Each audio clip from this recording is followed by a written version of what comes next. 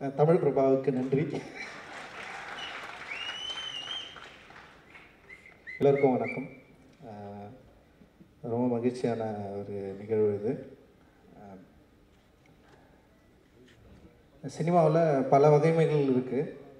அதை பார்த்து தான் நம்ம சினிமாவே பண்ண நம்ம வந்தோம். ஆனால் நான் பார்த்த சினிமாவை அதுலேருந்து இன்ஸ்பயர் ஆகிட்டு நான் ஒரு சினிமா எடுக்கிறேன்னா, இந்த சமூகம் என்னை அந்த மாதிரி ஒரு சினிமா எடுக்க விடல. ஏன்னா பல கேள்வி கேட்குற, எனக்குள்ளே இருக்கிற நிறைய பதில்களை பேசுகிற ஒரு திரைப்படத்தை எடுக்க நிர்பந்திக்கப்பட்ட ஒரு ஆள் நான். ஆனால் அதை ரொம்ப ரசித்து சந்தோஷமாக தான் பண்ணிட்டுருக்கேன். அது சமூகத்தில் நிறைய கேள்விகளை உருவாக்குது அப்படின்னு நான் நம்புகிறேன். மற்றபடி என்னுடைய சினிமா விருப்பங்கள், ஒரு ஆர்டிஸ்டாக பல விருப்பங்கள் இருக்குது. எனக்கு காகினை ரொம்ப பிடிக்கும், கிளிம்ட்டை ரொம்ப பிடிக்கும், டாலியை பிடிக்கும். ஆனால் இப்போ இந்த ஒர்க்கெல்லாம் என்னுடைய சினிமாவில் இன்ஃப்ளூயன்ஸ் ஆகுதானா ஆகுது. ஆனால் அது ரொம்ப லேயராக தான் இருக்குதுன்னு நான் நினைக்கிறேன். நான் அப்படி தான் என்னுடைய சினிமாவை நான் பார்க்குறேன். தார்கோவ்ஸ்கி எனக்கு அவ்வளோ பிடிக்கும். அவருடைய படங்களை பார்த்து மெய் மறந்து நான் நின்று இருக்கேன். அந்த மாதிரி படங்களை நான் எடுக்கணும்னு ஒரு காலத்தில் நினச்சது இல்லை. ஆனால் அந்த படம் எனக்கு ரொம்ப பிடிக்கும். அப்படி ஒரு ரசிகனாக தான் நான் மனோஜை பார்த்தேன். மனோஜ் அண்ட் ராஜேஷ் என்னை மீட் பண்ணுறப்போ ஒரு பிச் பைபிள் எடுத்துகிட்டு வந்தாங்க. அந்த பிச் பைபிளே எனக்கு பயங்கர இன்ட்ரெஸ்டிங்காக இருந்தது. ஜெனி அவங்கள மீட் பண்ண சொல்லி ரொம்ப நாளாக கேட்டே இருந்தாங்க. நான் அப்படி தான் அவங்கள ஒரு நாள் மீட் பண்ணேன். கதை சொல்கிறேன்னு சொன்னாங்க. ராஜேஷ் ரொம்ப நேரமாக கதை சொல்லிட்டே இருந்தான். சரி நான் புக்கு படிச்சிருந்தான்னு சொன்னேன். நான் ஸ்கிரிப்டு கொடுத்தா 400 பக்கம் 350 பக்கம் ஏதோ கொடுத்தானுங்க. அதுக்கப்புறம் சரி, அப்புறம் அவங்களுடைய ஷார்ட் ஃபிலிம் ஒன்று பார்த்தேன். நான் ராஜேஷோட மனோஜோட ஷார்ட் ஃபிலிம் ஒன்று பார்த்தேன். அதுதான் எனக்கு ஒரு பெரிய கான்ஃபிடென்ட்டை கொடுத்தது. அதோட ஃப்ரேம், அதோட ஸ்ட்ரக்சர், அதில் அந்த இமேஜை பேலன்ஸ் பண்ண விதம், அதில் அந்த சவுண்டு எல்லாமே என்னை பயங்கரமாக இம்ப்ரெஸ் பண்ணுச்சு. சரி, இது ஒரு எனக்கு பேரலல் சினிமா மேலே பெரிய ஒரு ஆர்வம் இருக்குது, ஒரு இண்டிபெண்டன்ட் சினிமா மேலே. ஏன்னா அது பயங்கரமான சுதந்திரம் உடையது, கட்டுப்பாடுகள் அற்ற பயங்கரமான ஒரு சுதந்திரத்தை நமக்கு கொடுக்கும். அதுக்கு நமக்கு என்ன வேணுமோ அந்த வார்த்தையை, என்ன வேணுமோ அந்த விஷுவலை நம்மளால் எடுக்க முடியும். அதை நம்ம ஆடியன்ஸ் கிட்ட கொடுக்க முடியும். ஆனால் அந்த ஆடியன்ஸ் லிமிட்டேஷனான ஒரு ஆடியன்ஸ் தான். ஆனால் அது ஒரு விரிவுபடுத்த வேண்டிய ஒரு எல்லைக்குள்ளே கொண்டு போகணும் அப்படின்னு எனக்கு ஒரு பெரிய ஆசை இருக்குது. அந்த ஆசையில் தான் நான் இந்த குதிரைவால் நான் பண்ணணும்னு நினச்சேன். ஏன்னா எனக்கு குதிரைவால் பயங்கர என்னை இம்ப்ரெஸ் பண்ணிச்சு. அந்த ஸ்கிரிப்ட் என்னை பயங்கர இம்ப்ரெஸ் பண்ணிச்சு. ராஜேஷோட பேச்சு, ராஜேஷோடைய அந்த மித்து சம்மந்தமாக இருக்கிற அந்த மித்து மூலமாக காலி பண்ணணும்னு சொன்னான் ஒரு முறை. அந்த வார்த்தை ரொம்ப முக்கியமானதாக இருந்தது. நம்பிக்கைகளை, அதாவது மரபு வழியாக இருக்கிற நம்பிக்கைகளை நம்ம ஒரு நம்பிக்கையை கொடுத்து தான் அதை உடைக்க முடியும் அப்படின்னு சொன்னது இன்னும் எனக்கு ஞாபகம் இருக்குது. அது ரொம்ப முக்கியமானதாக நான் நினைக்கிறேன். ஏன்னா நம்பிக்கைகள் தான் நம்மளை இன்றைக்கி ரொம்ப எக்ஸ்ட்ரீமாகவும் வழிநடத்துது. அதே நேரத்தில் இந்த எக்ஸ்ட்ரீமிஸ்ட்டுக்கு எதிராகவும் போராட வைக்குது அப்படின்னு நான் நினைக்கிறேன். நான் ரொம்ப முக்கியமானதாக நான் பார்த்தேன். ஆனால் நான் என்ன சொன்னேன்னா இப்போ நான் அந்த டைமில் நான் கொஞ்சம் அப்போ தான் நான் ப்ரொடியூஸ் பண்ண ஆரம்பித்தது. ஃபினான்ஷியலாக இந்த படத்துக்கு எந்த பெரிய சப்போர்ட்டும் பண்ண முடியாத ஒரு சூழல். நான் என்ன சொன்னேன்னா, ஃபினான்ஷியலாக யாராவது சப்போர்ட் பண்ணாங்கன்னா நான் டெஃபினட்டாக இந்த படத்தை நம்ம பண்ணலாம்டா அப்படின்னு நான் சொன்னேன். அவங்க நிறைய தயாரிப்பாளர்கள் பார்த்தாங்க. நம்ம சைட்லேயும் நிறைய பேர்கிட்ட பிச் பண்ணோம். இதை நிறைய இடத்துல பிச் பைபிள் போயிட்டு அப்படியே தான் இருந்தது. யாரும் அடுத்த லெவலுக்கு எடுத்துகிட்டு போகல. அந்த டைமில் தான் விக்னேஷ் இது மாதிரி என்னுடைய ஃப்ரெண்ட் இதை ப்ரொடியூஸ் பண்ணுறேன்னு சொல்கிறேன். நான் சொன்னேன், ஃபஸ்ட்டு அவருக்கு ஃபுல்லாக கதையை சொல்லிவிடுங்கடா, அவர் கதை பிடிக்கணும், இவங்க மேலே நம்பிக்கை இருந்தால் தான் இது பண்ணணும். நம்ம யாரையும் இப்போ என்னை யாராவது என்கிட்ட ப்ரொடக்ஷன் பண்ணலான்னு சொல்லிட்டு வந்தாங்கன்னா ஃபஸ்ட்டு என்ன சொல்லணும்னா, சினிமா அவ்வளோ பெரிய லாபத்தை கொடுக்குற தொழிலானா ஆமாம், ஆனால் அதோட சாதக பாதங்களை தெரிஞ்சுக்கிட்டு தான் வரணும். எல்லாமே இங்கே லாபம் அடையிறதில்ல. ஃபஸ்ட்டு இது பெரிய ரிஸ்க்கான ஒரு தொழில் அப்படின்னு நான் சொல்லுவேன். நான் ஃபஸ்ட்டில் இருக்கிற பிரச்சனைகளை அவங்களுக்கு சொல்கிறப்போ இதில் இருக்கிற பாசிட்டிவாக நான் அதுக்கப்புறம் சொல்லுவேன். இந்த இவ்வளோ பிரச்சனைகள் இருக்குது, இதுக்கப்புறம் இது நடந்தாலும் நடக்கலாம் அப்படின்னு நம்ம சொல்கிறப்பவே நிறைய பேர் அதுக்கப்புறம் இந்த தொழிலில் ஈடுபடாமல் நிறைய பேர் போயிருக்காங்க. நான் நிறைய பேரை தடுத்துருக்கேன் ஆக்சுவலி. நீங்கள் ஏன்னா நம்பிக்கை இல்லாமல் இந்த சினிமா மேலே இருக்கிற ஆர்வம் மட்டுமே வச்சுட்டு உள்ளே வரப்போ பெரிய தோல்விகளை சந்திக்கக்கூடிய நேரலாம் அப்படின்றது தான் என்னுடைய யோசனை. அதனால் நிறைய பேர் நான் தடுத்துருக்கேன். நான் அந்த மாதிரி தான் விக்னேஷ் கிட்ட ஃபஸ்ட் டைம் நான் மீட் பண்ணுறப்ப நான் சொன்னேன். இந்த படம் வந்து எந்த மாதிரி பண்ணும், இது என்ன மாதிரியான கான்செப்டில் இருக்குது, இது வந்து ஆடியன்ஸ் எப்படி அக்செப்ட் பண்ணுவாங்க, பொது சமூகம் இந்த படத்தை வந்து பார்க்கக்கூடிய மனநிலையில் இருக்கா, இங்கே இருக்கிற ஒரு கமர்ஷியலான ஆடியன்ஸ், நம்ம ஏற்கனவே வகைப்படுத்தப்பட்ட ஆடியன்ஸ் வந்து இந்த மாதிரியான படங்களை பார்க்குறதுக்கான வாய்ப்பு இருக்கா, அப்படி இல்லைன்னா இப்போ நம்ம தான் இதை ஸ்டார்ட் பண்ண போகிறோம். அப்போ நம்ம ஸ்டார்ட் பண்ண போகிறோம்னா இந்த படத்தை இப்படி இந்த லெவலுக்குள்ளே நம்ம எடுக்கணும். இதில் வந்து நமக்கு வந்து ஃபினான்ஷியலாக சில பிரச்சனைகள் வரலாம். ஆனால் இது ஒரு ஃபஸ்ட்டு ஸ்டார்ட்டாக இருக்கும், ரொம்ப முக்கியமான ஸ்டார்ட்டாக இருக்கும். ஆனால் இந்த படத்தை நம்ம எடுக்கலைன்னா வேறு யாரும் எடுக்க மாட்டாங்க. இதை நீங்கள் சரியாக புரிஞ்சுக்கணும் நான் அப்படின்னு நான் சொன்னேன். ஆனால் ஒரு குறைந்தபட்ச ஒரு பட்ஜெட்டை நம்ம வந்து நிர்ணயித்தோம். ஆனால் அதுக்கு மேலே போச்சு. நான் போகிறப்போ வந்து எனக்கு அதில் பெரிய ஒரு ஒரு வருத்தம் இருந்தது. நான் விக்னேஷ் கிட்ட நான் சொல்லுவேன், நீ ப்ரொடியூசர் கிட்ட தயவு செஞ்சு இதை பற்றி பேசுகிறா, அவர்கிட்ட சொல்லு என்ன நடக்குதுன்னு சொல்லு. ஏன்னா அவருக்கு தெரியாமல் இது எல்லாமே நடக்கக்கூடாதுன்னு சொல்கிறப்போ வந்து விக்னேஷ் வந்து தொடர்ந்து வந்து அதே சொல்லிட்டு இருந்தான். நான் அவர்கிட்ட நான் பேசிட்டு தான் இருக்கிறேன், மனோஜ் வந்து அவர்கிட்ட பேசிட்டு தான் இருக்கிறேன் அப்படின்னு சொல்லிட்டு இருந்தான். அந்த வகையில் வந்து கடைசி வரைக்கும் விக்னேஷ் இந்த படத்தை ரிலீஸ் பண்ணுற வரைக்கும் இவ்வளோ தூரம் வந்து இவ்வளோ பெரிய சப்போர்ட் பண்ணி வந்தது அப்படின்றது வந்து ஒரு பெரிய ஒரு ஆச்சரியமான விஷயம்தான் எனக்கு. ஏன்னா ஒரு படம் தயாரிக்கிறப்போ இருக்கிற உறவு இருக்குல்ல, தயாரிப்பாளர்களுக்கும் இயக்குநர்களுக்கும் இருக்க உறவு படம் முடிகிறப்போ டெஃபினட்டாக இல்லை. என்னுடைய எக்ஸ்பீரியன்ஸ்லேயே நான் சொல்கிறேன், அவ்வளோ பிரச்சனைகளில் நமக்கு மத்தியில் இருக்கிறவங்களே உருவாக்கிடுவாங்க. ஆனால் இரண்டு பேரும் எந்த அளவுக்கு வந்து ஒரு நட்புணர்வோடு வந்து நாங்கள் படம் பண்ணுறோன்னு சொல்லி ஆரம்பித்தாங்களோ அது வரைக்கும் இப்போ வரைக்கும் அதே நட்புணர்வோடு இருந்து இந்த படத்தை எப்படியாவது ஆடியன்ஸ் கிட்ட கொண்டு போய் சேர்க்கணுன்ற ஒரு ஆர்வம் இருக்குல்ல, அதுவே ரொம்ப முக்கியமானதாக நினைக்கிறேன். அந்த ஆர்வம் தான் யாழின்ற ஒரு பெரிய ஒரு மூமெண்ட்டை உருவாக்கியிருக்கிறது தான் நான் வந்து நம்புகிறேன்.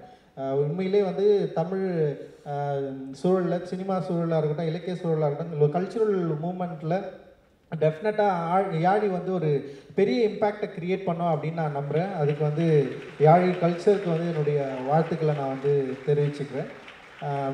மற்றபடி இந்த படத்தில் நடிச்சிருக்கிற கலையரசன் ரொம்ப நல்லா பண்ணியிருக்காரு, அந்த அஞ்சலி ரொம்ப நல்லா பண்ணியிருக்காங்க. கலையரசனுக்கு ஒரு ஒரு வித்தியாசமான ஒரு கேரக்டர்னு நினைக்கிறேன். இது உண்மையிலே வந்து கலையரசனோட ஆக்டிங் வந்து ரொம்ப கண்ட்ரோலாக இந்த படத்தில் இருக்குது. நிச்சயமாக கலையரசனோட ஆக்டிங் வந்து உங்களுக்கு ரொம்ப பிடிக்கும் அப்படின்னு நான் நினைக்கிறேன். ராஜேஷோட ரைட்டிங் தான் என்னை பயங்கர இம்ப்ரெஸ் பண்ணுது. நேற்று கூட படம் பார்க்குறப்போ வந்து எப்படி ஒருத்தரால் இப்படி எழுத முடியும் அப்படின்னு எனக்கு தோணுச்சு. அந்தளவுக்கு வாசிப்பு அனுபவம், இந்த சமூகத்து மேலே அக்கறை, அவ்வளோ லேயராக இவ்வளோ பாலிட்டிக்ஸை வந்து ஒரு ஆள் வந்து ஸ்ட்ரெயிட்டாக வந்து அந்த பேசுகிறதும் இல்லாமல் அவர் அந்த மரபை கேள்வி கேட்குறதுக்கு வந்து அவ்வளோ படிப்பு தேவைப்படுதுன்னு நான் நினைக்கிறேன். அவ்வளோ எக்ஸ்பீரியன்ஸு இந்த வயசுக்குள்ளே அவர் எவ்வளோ இந்த எக்ஸ்பீரியன்ஸை எப்படி கெயின் பண்ணார் அந்த அவரை பார்க்குறப்ப எனக்கு பெரிய ஆச்சரியமாக இருக்கும். ராஜேஷ் வந்தான்னா ராஜேஷை பேச விட்டு நான் கேட்டுகிட்டே இருப்பேன். நான் திடீர்னு ராஜேஷ் எனக்கு ரொம்ப பிடிச்ச ரைட்டரெல்லாம் வந்து இவெல்லாம் ஒன்றுமே இல்லைன்னு சொல்கிறான். எனக்கு வந்து மார்க்கஸ் ரொம்ப பிடிக்கும், கேபியல் கார்சியா மார்க்கஸ். அவர் தான் எனக்கு வந்து ஒரு தலைன்னா அதாவது நான் படிக்கிறதுல வந்து என்னை பயங்கரமாக இம்ப்ரெஸ் பண்ண ஒரு ரைட்டர்னா அவர் தான். அந்த ரைட்டரே ஒரு முறை வந்து கலாச்சிட்டாங்க. அவரை போயிட்டு வந்து திட்டினதை என்னால் ஏற்றுக்கவே முடியல. சரி, அதுக்கப்புறம் நான் யோசித்தேன், சரி அவன் என்ன அதை பற்றி என்ன அவன் பேசுகிறான்னு சொல்லிட்டு அவனை பேசி கேட்டேன் நான். ஓகே, அவருடைய அண்டர்ஸ்டாண்டிங் அது. ஆனால் பட் வந்து எனக்கு வந்து அவரை ரொம்ப பிடிக்கும். அதனால தான் அந்த மேஜிக்கல் ரியலிசம் அப்படின்னு அவரை நோக்கி போகிறப்ப தான் பேன்ஸ் லேபரின்த்னு ஒரு படம் எனக்கு ரொம்ப பிடிச்சது. அப்படி தான் வந்து எனக்கு வந்து பேட்மேன் வந்து ரொம்ப பிடிச்ச படம் வந்து அலெக்சாண்டர் இனாரிட்டோட ரொம்ப முக்கியமான படம் அது. இப்போ அந்த மேஜிக்கல் ரியலிசம் தான் இதுக்குள்ளே இருக்குது. அப்போ எனக்கும் கனவுலகத்துக்கும் இல்லை மேஜிக்கல் ரியலிசத்துக்கும் நிறைய தொடர்பு இருக்குது. என்னுடைய ஓவியங்களில் கூட நான் வந்து நான் ட்ரை பண்ணியிருக்கிறேன் நான். ஏன்னா இங்கே வந்து என்னுடைய அதாவது என்ன சொல்கிறது, அக உணர்வு இருக்குதுல்ல, அந்த அக உணர்வுக்கும் புற உணர்வுக்கும் வந்து எக்கச்சக்க வேறுபாடுகள் இருக்குது. என்னுடைய அகத்தில் இருக்கிறது வந்து புற உலகில் என்னால் வந்து வாழவே முடியாது. என்னுடைய அக உணர்வு அப்படின்றது வந்து எல்லையற்றது, பயங்கர சுதந்திரம் முடியாது, யாருக்கும் யாரும் அடிமை இல்லைன்னு சொல்கிறது, சக மனிதனை வந்து மனுஷனாக நேசிக்கிறது வந்து என்னுடைய அக உணர்வு. ஆனால் புற உணர்வில் அப்படி நம்மளால் வந்து கனெக்ட் பண்ணிக்கவே முடியாது. இங்கே அவ்வளோ லேயரில் வந்து என்ன சொல்கிறது, ஒரு இந்த இன்இக்வாலிட்டி இருக்குது, ஹைரார்கி இருக்குது, லைக் எல்லா இடத்துலையுமே இருக்குது. நம்ம பார்த்து வியந்த பல புகழ்பெற்ற கலைஞர்கள் கூட வந்து அந்த ஹைரார்கியை ஃபாலோ பண்ணுறதை பார்த்துட்டு அவங்கள விட்டு தூரமாக ஓடி வந்திருக்கிறேன் நான். அவ்வளோ ஆசைப்பட்டு தான் நம்ம வந்து சினிமாவுக்குள்ளே வரோம். ஆனால் அவ்வளோ புகழ்பெற்ற பல ஜாம்பவான்கள் அவங்க.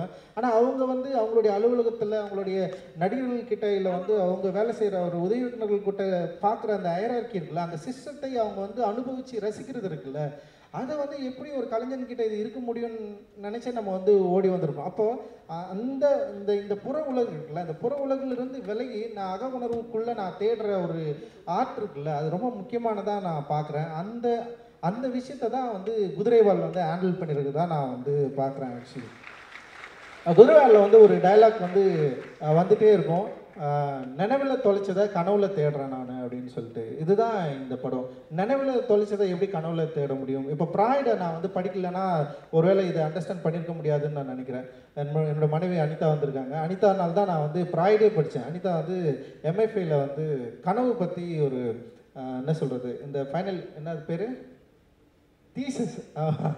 தீசஸ் வந்து பண்ணாங்க. ஃபைனல் இயர் வந்து சப்மிட் பண்ணால் அதுக்கு வந்து கனவு அப்படின்ற ஒரு கான்செப்ட் எடுத்தாங்க. அந்த கனவோட கான்செப்ட் இருக்கிறப்போ அந்த ஆர்ட்டை வந்து கனவுக்குள்ளே எப்படி இன்பில்ட் பண்ணுறது, கனவுலேருந்து எப்படி கனவு உலகத்துக்கும் ஓவியத்துக்கும் என்ன தொடர்பு இருக்குது, கனவுலேருந்து எப்படி விரியுது, அது சம்மந்தமாக தான் அந்த தீசஸ். அதனால் நான் என்ன பண்ணேன்னா அவங்களுக்கு உதவுறதுக்காக ப்ராய்டை படித்தேன். ப்ராய்டை படித்ததுக்கு அப்புறம் தான் தெரியுது மனுஷன் எவ்வளோ வந்து கொடூரமானவன் அப்படின்னு எனக்கு வந்து தெரிஞ்சுது. அந்த ப்ராய்டிலேருந்து நான் வாசிக்க ஆரம்பிக்கிறப்ப தான் கனவை பற்றி ஒரு பெரிய ஒரு செக்மெண்ட்டே இருக்குது. ப்ராய்டு வந்து எழுதியிருக்காரு. எனக்கு ரொம்ப பிடிச்சது அது. அதை படித்ததுக்கு அப்புறம் தான் என்னுடைய கனவு உலகத்தை பற்றிய ஒரு சுதந்திரத்தை நான் வந்து அனுபவித்தேன். எனக்கு வந்து நான் அதை அதோட இன்ஸ்பிரேஷனில் நான் ஒரு கதை எழுதியிருக்கிறேன். தண்ணிக்கோழின்னு சொல்லிட்டு ஒரு கதை ஒன்று எழுதியிருக்கேன். அது வந்திருக்கேன். ரொம்ப முக்கியமான எனக்கு ரொம்ப பிடிச்ச ஒரு உலகத்தை பற்றி நான் அதில் வந்து டிஸ்கிரைப் பண்ணியிருப்பேன். அந்த கனவு உலகத்துக்குள்ளே இருக்கிற சுதந்திரம் இருக்குல்ல, அந்த சுதந்திரத்தை பற்றிய பேசிய ஒரு படமாக நான் இது வந்து பார்க்குறேன். நினைவில் நம்ம விரும்பாத இல்லை நம்ம மறந்து போன இல்லை நம்ம தொலைத்த நிறைய விஷயங்களில் கனவுல தேடி நம்ம வந்து கண்டறிறது இருக்குல்ல, கனவுல வந்து ஒரு சுகத்தை அனுபவிக்கிறது இருக்குல்ல, அதை வந்து இது பேசியிருக்குது அப்படின்னு நான் நினைக்கிறேன். ப்ராய்டு இல்லைன்னா நான் இந்த மாதிரியான ஒரு அக உணர்வுக்குள்ளே தேடுறதை பற்றி நான் வந்து நுழைஞ்சிருக்க முடியாது. அவ்வளோ ரொம்ப பர்சனலான ஒரு ஆள் தான். அந்த பர்சனலை கனெக்ட் பண்ணக்கூடிய சில படங்கள் இருக்கும். அந்த படமாக நான் வந்து குதிரைவாலை பார்க்குறேன். குதிரைவால் வந்து தமிழ் சினிமாவோட ரொம்ப முக்கியமான ஒரு ஸ்டார்ட்டாக நான் பார்க்குறேன். நான் இந்த படம் வந்து நிறைய இந்த மாதிரியான ஒரு சினிமாக்களை வந்து ஸ்டார்ட் பண்ணி விடுன்னு நான் நினைக்கிறேன். இப்போ இது வந்து மிக அற்புதமான திரைப்படமா அப்படின்னா டெஃபினட்டாக நிறைய குறைகள் இருக்குது. ஆனால் வந்து அந்த குறைகளை விட இந்த படம் சொல்கிற விஷயங்கள் இருக்குல்ல, இந்த படம் வந்து ஸ்டேஜ் பண்ணுற விஷயம் இருக்குல்ல, இந்த படம் வந்து எப்படி ஆடியன்ஸை கனெக்ட் பண்ணணுன்ற ஒன்று இருக்குல்ல, இது எல்லாமே புதுசு. இது ஆக்சுவலி ஒரு செம எக்ஸ்பீரியன்ஸ். இது வந்து ஒரு எக்ஸ்பெரிமெண்ட்டு இல்லை என்ன வேணாலும் சொல்லலாம். ஆனால் தியேட்டருக்குள்ளே இந்த எக்ஸ்பீரியன்ஸ் நடக்க போகுது. தியேட்டருக்குள்ளே இதை பற்றி அவங்க பேசிக்க போகிறாங்க. தியேட்டருக்குள்ளே இந்த விஷுவல் என்ன சொல்லுது, இந்த என்ன சொல்கிறது, இந்த ஷார்ட் என்ன சொல்லுது, இல்லை இந்த இமேஜ் ஏன் இங்கே வந்திருக்குது அப்படின்றது வந்து அவங்க வந்து இதை பற்றி பேச போகிறாங்க. லைக் இது வரைக்கும் வந்து ஒரு கதாநாயகி இல்லை வில்லன் இவங்களுக்கு நடக்கிற ஒரு நேரடியான வாழ்க்கை முறையை பற்றி பேசுகிற இல்லை அதை பற்றி சிந்திக்கிற இல்லை அதை வந்து பர்சனல் லைஃபோட கனெக்ட் பண்ணிக்கிற ஒரு சினிமாவை தான் நம்ம வந்து பார்த்துருப்போம். இது வந்து நம்முடைய ஒரு சப்கான்சியஸ் மைண்டுக்குள்ளே நம்ம அக உணர்வுக்குள்ளே இருக்கிற ஒரு தூண்டல்களை பற்றி ஒரு விளைவுகளை பற்றி நம்ம வந்து திரும்பவும் ரீகனெக்ட் பண்ணிக்கக்கூடிய ஒரு படமாக டெஃபினட்டாக குதிரைவால் இருக்கும் அப்படின்னு நான் நினைக்கிறேன். இந்த குதிரைவால் கொடுக்குற எக்ஸ்பீரியன்ஸை யாருமே மிஸ் பண்ணக்கூடாதுன்னு சொல்லிட்டு நான் ரெக்வெஸ்ட் பண்ணுறேன். டெஃபினட்டாக நீங்கள் எல்லாருமே வந்து திரையரங்கில் நீங்கள் பார்க்கணும். எனக்கு வந்து திரையரங்கில் ரிலீஸ் பண்ணுறதில் சில சிக்கல்கள் இருந்தது நான் சொன்னேன். ஏன்னா ஒரு ஃபினான்ஷியலான நிறைய ப்ராப்ளங்கள் வந்து இந்த கோவிட்க்கு அப்புறம் வந்து தமிழ் திரையுலகமாக என்ன சொல்ல ஹேண்டில் பண்ணிருக்கு. லைக் சின்ன திரைப்படங்கள் வந்து இன்னும் மோசமான அளவில் வந்து ஹேண்டில் பண்ணிருக்கு. நானும் வந்து ரைட்டர்னு ஒரு படம் வந்து ரிலீஸ் பண்ணோம். அதுலேயும் வந்து எங்களுக்கு சில நிறைய பிரச்சனைகள் வந்து ஒரு கமர்ஷியலாக ஒரு திரைப்படத்தை எடுத்து, அதுவும் வந்து கமர்ஷியல் திரைப்படம்னு சொல்ல முடியாது, ஆனால் அது வந்து ஒரு பொதுஜன மக்களுக்கு எடுத்துகிட்டு போயிட்டு வந்து நம்ம ரிலீஸ் பண்ணுறப்போ சில ப்ராப்ளங்களை நான் ஹேண்டில் பண்ணேன். இப்போ அந்த மாதிரி படங்களே இருக்கிறப்போ இது ஒரு எக்ஸ்பீரியன்ஸை கொடுக்குற படம், ஒரு ஒரு கதை சொல்லிய உருவாக்குற ஒரு படமாக இருக்கிறப்போ இந்த படம் என்ன மாதிரி ஆடியன்ஸை நம்மளால் வந்து திருப்திப்படுத்த முடியும், இல்லை ஆடியன்ஸ் வந்து இதுக்குள்ளே வருவாங்களா அப்படின்ற ஒரு பெரிய தயக்கம் எனக்கு இருந்தது. அதை வந்து நான் மனோஜ்கிட்டையும் விக்னேஷ்கிட்டையும் நான் ஷேர் பண்ணிக்கினேன். ஆனால் அவங்க ரொம்ப கான்ஃபிடென்ட்டாக இந்த படம் வந்து தியேட்டருக்கு போயே ஆகணும் சார் அப்படின்னு சொன்னாங்க. அந்த நம்பிக்கையோட நானும் பயங்கரமாக நம்புகிறேன். இது வந்து தமிழ் திரையுலகத்துக்கு வந்து ஒரு புதிய எக்ஸ்பீரியன்ஸை மக்கள்கிட்ட வந்து உருவாக்கும். இது இந்த இடத்துல மட்டுமே இல்லாமல் யாழ் இன்னும் பல விஷயங்களில் பண்ணப்போது இந்த படம் ஒரு ஸ்டார்ட்டாக தான் நினைக்கிறேன். அடுத்த நட்சத்திரம் நகர்கிறது திரைப்படம் யாழியோடு தான் நான் வந்து சைன் பண்ணிகிட்ருக்கேன். அதுவும் மிக முக்கியமான ஒரு திரைப்படமாக இருக்கும். குறிப்பாக இன்றைக்கி காதலர் தினம் அப்படின்றதுனால அது முழுக்க காதலை பற்றி பேசுகிற ஒரு படம். அது நிச்சயம் ஒரு பெரிய டிஸ்கஷனை கிரியேட் பண்ணோம் அப்படின்னு நான் நினைக்கிறேன். பிரதீப்போட மியூசிக் ஒரு பயங்கர மென்டலாக வேறு ஒரு இடத்துக்கு போயிருக்கு.